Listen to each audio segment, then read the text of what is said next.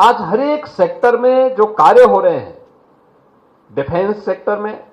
प्रधानमंत्री जी ने देश के अंदर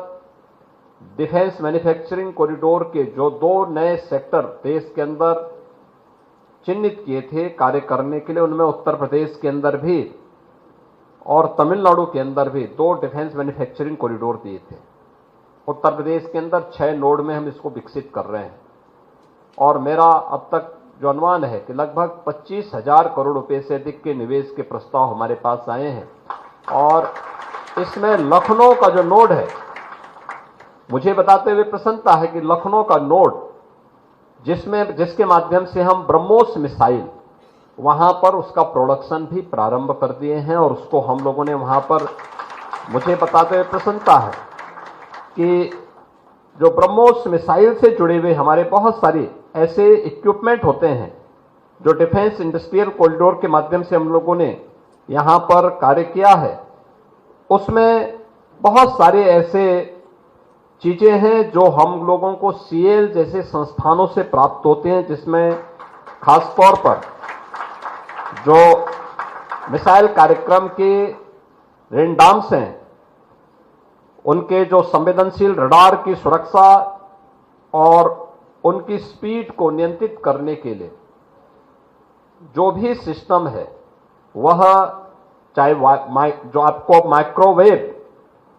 फेराइड्स ब्रह्मोस मिसाइल का रडार, इलेक्ट्रॉनिक वारफेयर और नेवल स्टील्थ प्रणाली का प्रयोग, ये जो हम करते हैं सीएल जैसे संस्थान ही उसमें ब्रह्मोस मिसाइल के लिए वहां पर उपलब्ध करवा रहे हैं। और अभी हाल ही में ऑपरेशन सिंदूर के दौरान आकाश मिसाइल और ब्रह्मोस मिसाइल का सफलतापूर्वक परीक्षण पाकिस्तान पर करके हम लोगों ने देखा भी है। मुझे लगता है ये दोनों मिसाइल जिसके बारे में हम कह सकते हैं कि पाकिस्तान में टेस्टेड हैं और दुनिया के लिए ट्रस्टेड बन चुके हैं,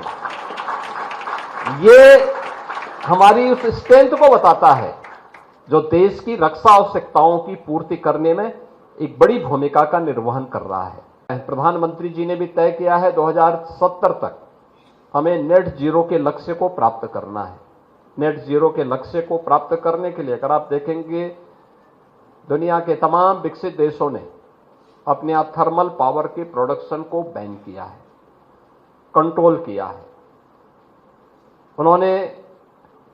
रिन्यूएबल एनर्जी को या ग्रीन एनर्जी की तरफ ये लोग गए हैं। हाइड्रोजन एनर्जी उसमें हो सकती है,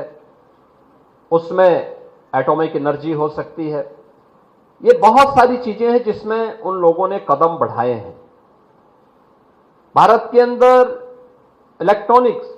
यानी यह क्षेत्र हमारे पास ऐसा है जिसमें रिन्यूएबल एनर्जी के सेक्टर में हम लोगों को एक अच्छा कार्य करना होगा। और मुझे लगता है कि भारत की उन अग्रणी संस्थाओं में सीएल है जिन्होंने सोलर फोटोवोल्टिक मॉड्यूल स्थापित किया है, उसको बनाने में सफलता प्राप्त की है और इसका उपयोग हम लोगों ने कई जगह पर किया है, खासतौर पर उन जगहों पर जो हमारे ट्राइबल एरिया थे, जहां पर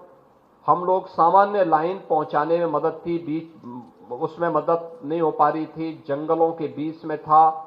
फॉरेस्ट के किले लेने में दिक्कतें हो रही थी, एनजीटी के तमाम उसमें पहले से ही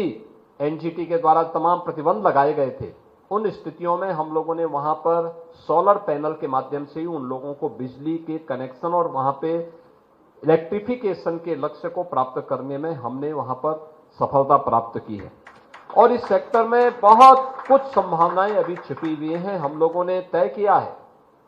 कि 2027 तक उत्तर प्रदेश 20,000 मेगावाट का रिन्यूएबल पावर को जनरेट करेगा उत्तर प्रदेश के अंदर। और इस दिशा में हम लोगों ने अलग अलग क्षेत्रों में कार्य प्रारंभ किया है। पिछले 8 वर्ष में हम लोगों ने अपनी स्कूली शिक्षा में, हमारी बेसिक शिक्षा के एजुकेशन में पढ़ने वाले बच्चों की संख्या है वर्तमान में लगभग यानी जो सरकारी संस्थान है अकेले उनमें 1,91,00,000 बच्चे पढ़ते हैं। आज से 8 वर्ष पहले सभी लगभग जर्जर स्थिति में थे। हमने ऑपरेशन कायाकल्प वहां पे चलाया था और मैं धन्यवाद दूंगा सीएल को कि इन्होंने स्मार्ट क्लासरूम के साथ हमें जोड़ने में, मदद करने में बहुत सारी जगह मदद की है। आज इनके जो स्मार्ट क्लास से जुड़े हुए जो बोर्ड वहां पर हम लोगों को देखने को मिलते हैं, उसमें यानी वह अनब्रेकेबल भी है। और उसके ऑपरेशन में हम लोग जब जाते हैं किसी विद्यालय का निरीक्षण करने के लिए, मैं वहां देखता हूं, मैं अक्सर उन बच्चों से पूछता हूं कि भाई इसका ऑपरेशन कर पाओगे? बहुत आसानी के साथ वे जाकर के उसका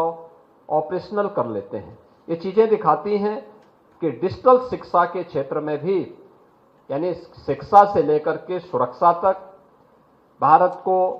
रक्षा उत्पादन के क्षेत्र में आत्मनिर्भर बनाने का हो, या भारतीय रेल को,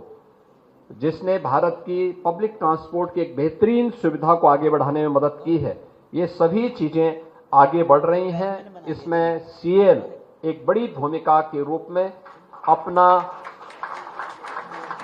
दक्षता का लाभ भारत को प्रदान कर रहा है। एक अभिनंदनीय प्रयास है।